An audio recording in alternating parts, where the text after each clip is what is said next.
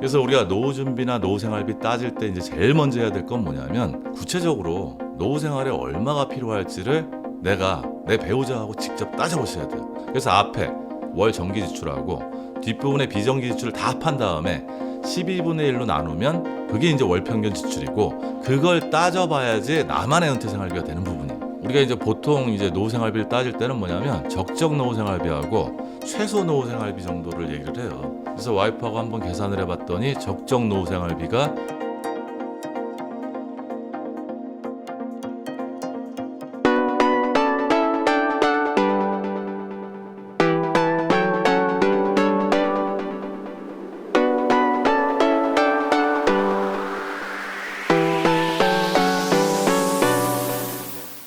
노후에 필요한 생활비는 얼마면 충분할까요? 제가 이제 이 질문 받을 때마다 난해하다 이런 생각도 좀 하고요. 제가 그 답을 알 수 있을까 이렇게 생각을 합니다. 그러니까 인터뷰, 다른 데 인터뷰 유튜브 나가서도 그렇고 아니면 기업이나 지자체에서 강의할 때도 그렇고 누구나 다 이 월생활비 궁금해하죠. 두 가지를 핵심적으로 물어봐요. 노후 자산 얼마나 있으면 될까? 그다음에 노후 생활비 얼마 정도 필요할까? 근데 이거는 정답이 저는 없다고 생각을 합니다. 무슨 얘기냐면 우리가 살아온 환경이나 보유한 자산이나 그다음에 노후 생활이나 은퇴 생활의 목표가 다르기 때문에 이 숫자는 다 달라야 정답이에요. 제가 이제 그 강의 가서 질문합니다. 최소한의 자존감을 지키고 남한테 기대지 않고 살 수 있는 현재 가치로 월 생활비가 어느 정도라고 생각하시냐고 질문하면 5년 전에도 300만 원을 많이 얘기하시고 지금도 300만 원.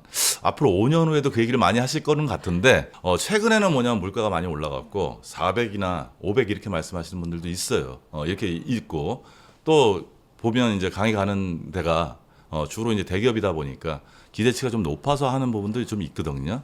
여간 할 때 뭐냐면 그렇게 뭐 100 단위로 300, 400, 500 이렇게 하는 게 변함이 없어요. 그럼 제가 이제 무슨 말씀을 드리냐면 일단 첫 번째로 그렇게 300, 400, 500 이렇게 말씀하시는 게 정답이라고 말씀을 드려요.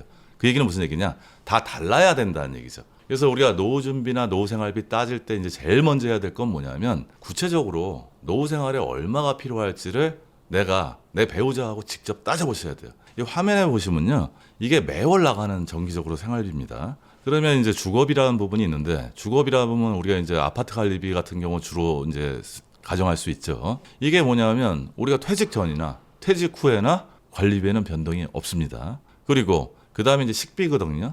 주부식비 제가 질문을 드려요. 퇴직하면 주부식비 덜 쓸까요? 이렇게 얘기하면 웃으세요. 웃는 건 뭐냐면 직장 다닐 때는 우리가 5일은 일하고 이틀 쉬잖아요. 그리고 회사에서 먹고 들어가는 경우가 많잖아요. 회식도 있고. 그런데 이제 퇴직을 하게 되면 7일 동안 집에서 밥을 해결하셔야 되니까 어떻게 보면 주부식비 같은 거는 더 많이 들 수도 있어요. 그래서 이렇게 하나들 교통비, 뭐 통신비, 뭐 이런 부분들, 뭐 건강보험료 이런 부분까지 일단 매월 정기적으로 나가는 거를 일단 따져봐야 되고요.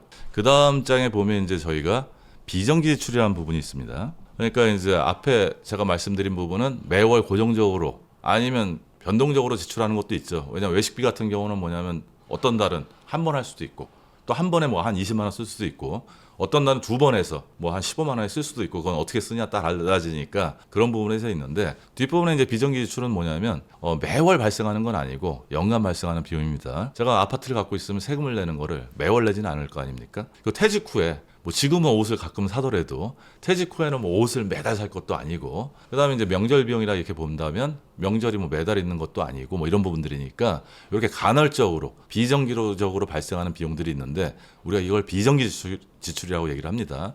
그래서 앞에 월 정기 지출하고 뒷부분에 비정기 지출을 다 합한 다음에 12분의 1로 나누면 그게 이제 월 평균 지출이고, 그걸 따져봐야지 나만의 은퇴 생활비가 되는 부분이에요. 그러니까 저도 이제 제가 주로 기업에서 재무설계 강의를, 은퇴 재무설계 강의를 하다 보니까 우리 아내하고 월 생활비를 이제 한 2년에 한번 따져봅니다. 그래서 3주 전에 제가 와이프하고 직접 따져봤어요. 그랬더니 우리가 이제 보통 이제 노후 생활비를 따질 때는 뭐냐면 적정 노후 생활비하고 최소 노후 생활비 정도를 얘기를 해요. 그래서 와이프하고 한번 계산을 해봤더니 적정 노후 생활비가 매월 327만 원 정도 되고, 이거는 이제 외식도 한번 하고 그다음에 와이프하고 저하고 용돈도 한 25만 원씩 좀 쓰고 그다음에 관리비나 이런 건 변동이 없으니까 뭐 이런 부분들 해갖고 약간 정도, 지금처럼은 아니지만 내가 노후에 소득이 줄어드니까 약간의 여유를 가지고 좀 숨을 쉴 수 있는 정도에서 쓰는 지출이 제가 따지니까 한 327만 원 정도 되고요. 그다음에 이제 이게 좀 어떻게 보면 좀 지금 327만 원 만드는 건 쉬운데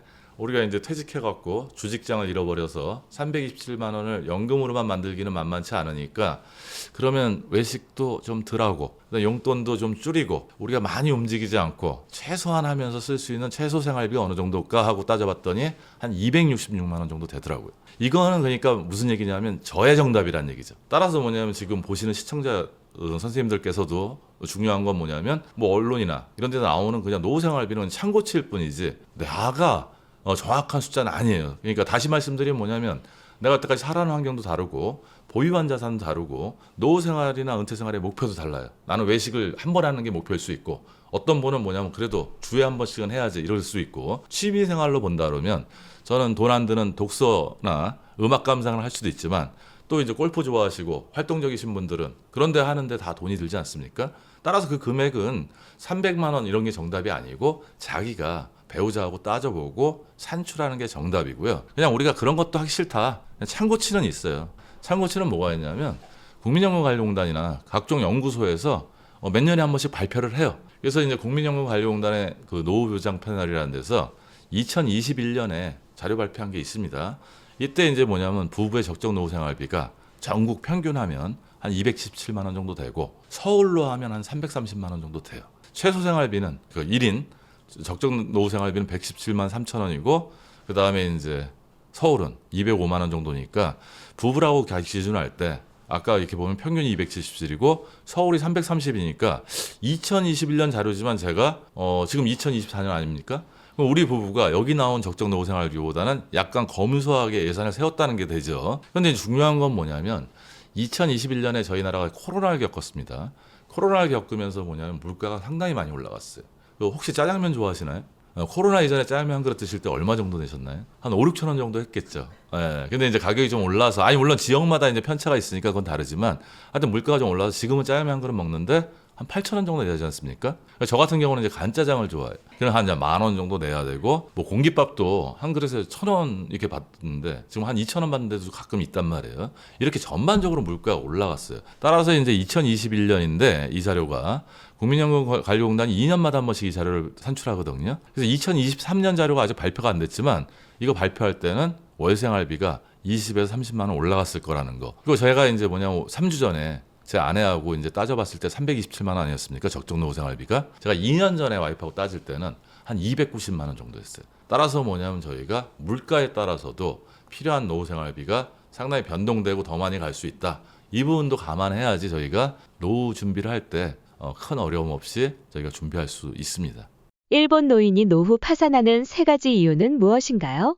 이게 이제 우리는 예전에 생각하면 일본 노인들은 상당히 부자다 이렇게 생각을 하고 또 부자도 많이 있어요. 하지만 이제 뭐냐면 이제 일본이 잃어버린 30년을 거치면서 상당히 뭐냐면 급여도 작아졌고 연금도 상당히 적어졌어요.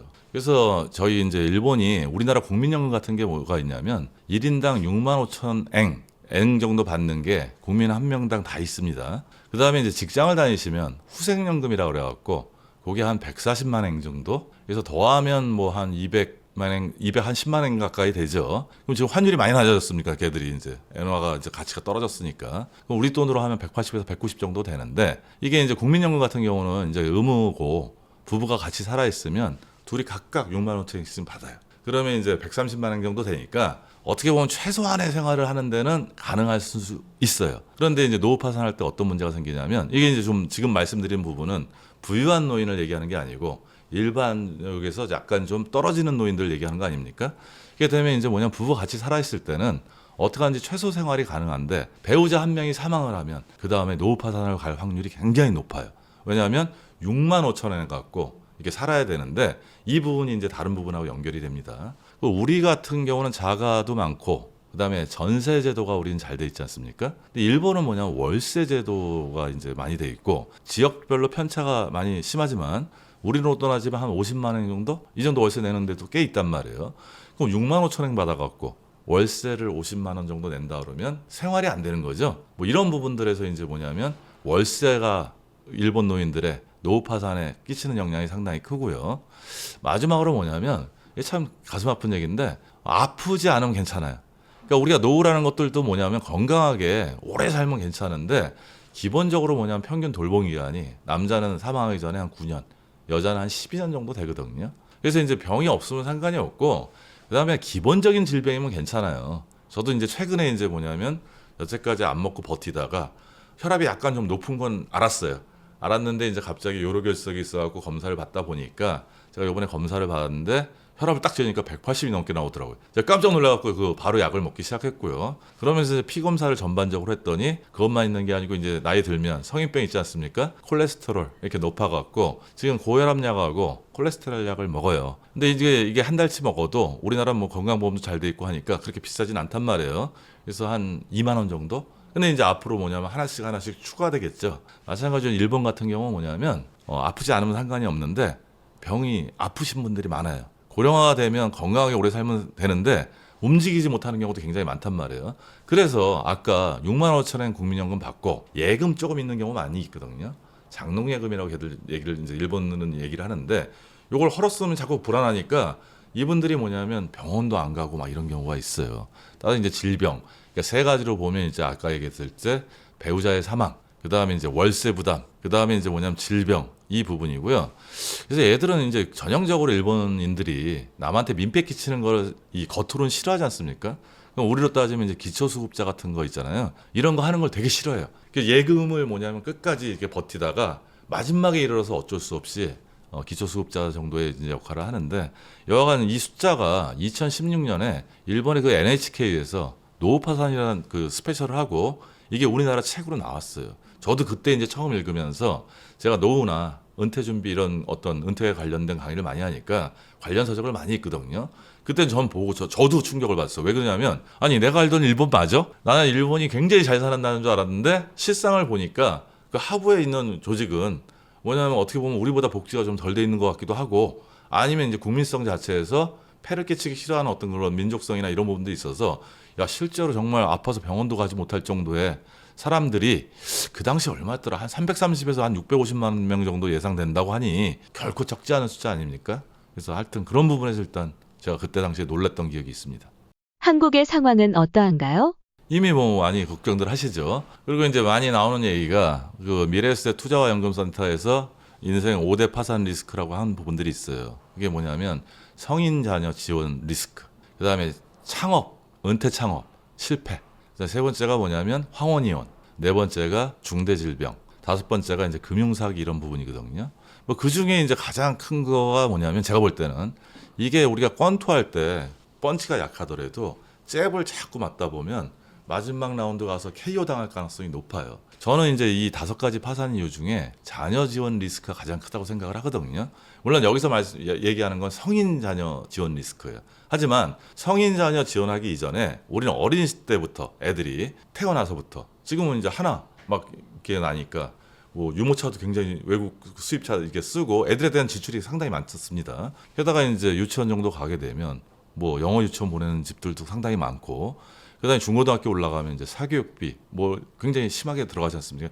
이게 계속해서 잽을 막다가 점점 펀치가 세지는 거죠. 그다음에 이제 대학 등록금, 뭐 학자금, 그다음 용돈 뭐 이런 거 지원하고 마지막에 한 방 크게 맞는 게 뭐냐면 결혼자금 지원이거든요. 그래서 이런 부분들이 이제 쭉 이어지면서 우리가 노후 준비를 못하는 큰 리스크도 됐고 결국은 마지막에 우리 노후 준비된 자금을 자녀하고 나눠야 되는 경우도 이제 생겨버리는 부분이에요.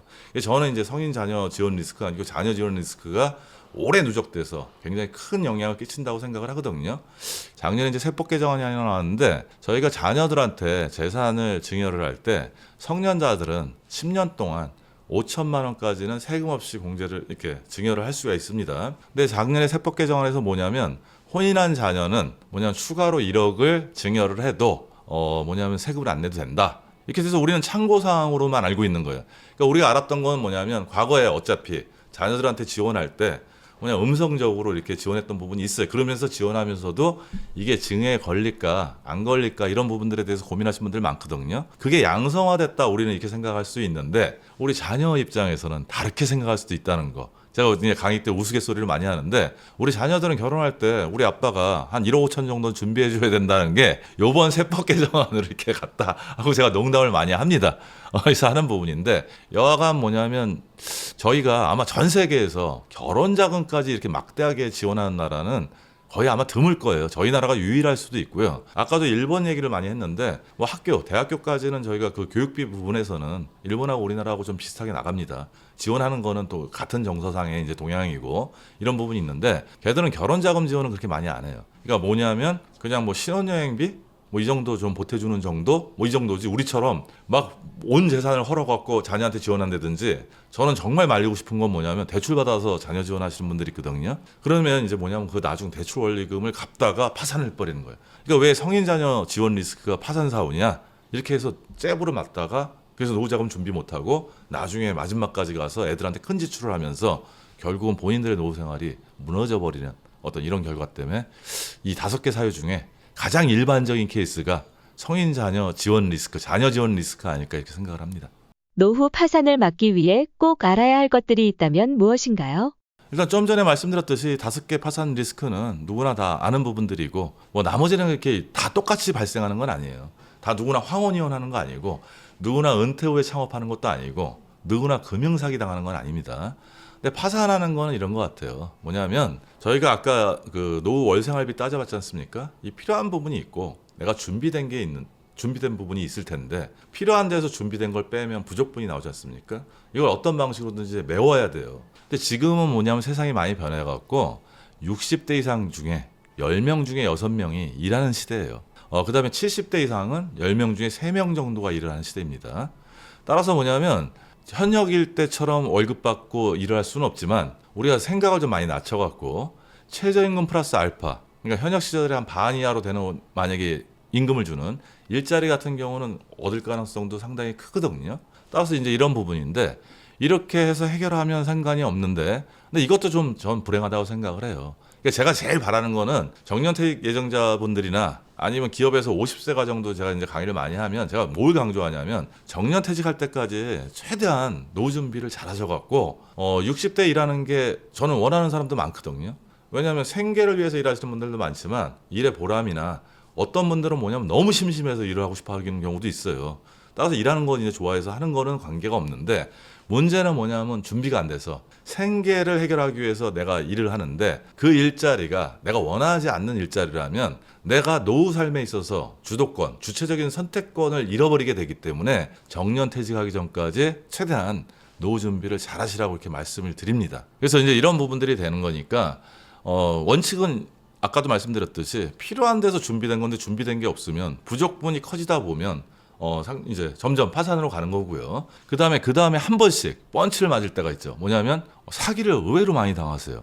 제가 이제 이 강남 선릉 쪽에 이제 사무실이 있는데 이 선릉 강남 이쪽은 옛날부터 다단계가 아주 유명했던데요. 그런데 요새는 이제 다단계가 뭐냐면 상품 다단계가 아니고 막 코인 다단계 막 이런 부분들이에요. 그래서 저희 1층에 사무실이 있는데 이 사무실이 기획부동산 또는 제가 여기 이사 온 지 3년 됐는데 코인 다단계들이 많이 있는데 3에서 6개월까지밖에 안 간다는 얘기죠. 그 얘기는 무슨 얘기냐면 그 시점 안에 망하고 많은 사람이 또 손해를 보고 다른 업체가 또 들어와서 또 많은 사람인데 이게 왜 그러냐면 저희가 준비가 안 돼 있으니까 조급하기도 있고 일확천금을 노리게 되는 거거든요. 그래서 이제 사기를 당하는 부분이 있기 때문에 일단 뭐냐면 일확천금 이런 거 바라지 않고 지금 만약에 부족한 게 있다면 그럼에 불구하고 최소한대로 이제 준비를 많이 하시고 그 다음에 우리가 몸으로 때울 수 있지 않습니까? 그러니까 건강 관리에 굉장히 신경을 쓰인다면 앞으로 뭐냐면 일본이 지금 일자리가 많이 부족해요. 근데 우리나라도 아마 10년 이내면 고령화가 굉장히 진전되기 때문에 일자리가 많이 부족할 거예요.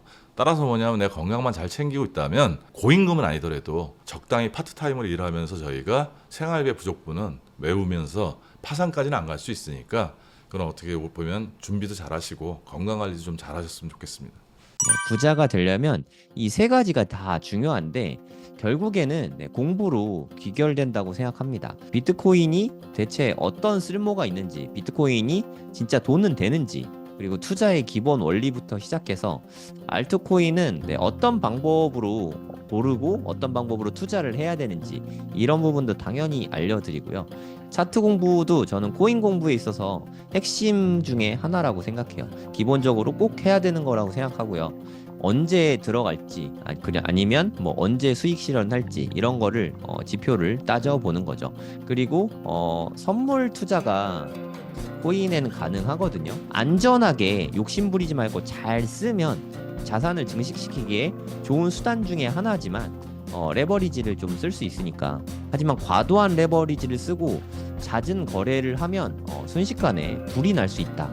그래서 기왕 할 거라면 좀 잘 배우고 판단을 해볼 수 있죠. 앞으로 있을 5년이 우리 인생에 아주 좋은 기회가 될 수 있을 거라는 생각이 들어서 제가 가이드 해드린 대로 5년 동안 그렇게 투자를 하시면 앞으로의 인생에 큰 기회를 잡을 수 있지 않을까, 저는 그렇게 보고 있습니다. 제가 생각하기에 대한민국에서 이렇게 하나하나 알려주는 강의는 아마 아예 없을 거예요.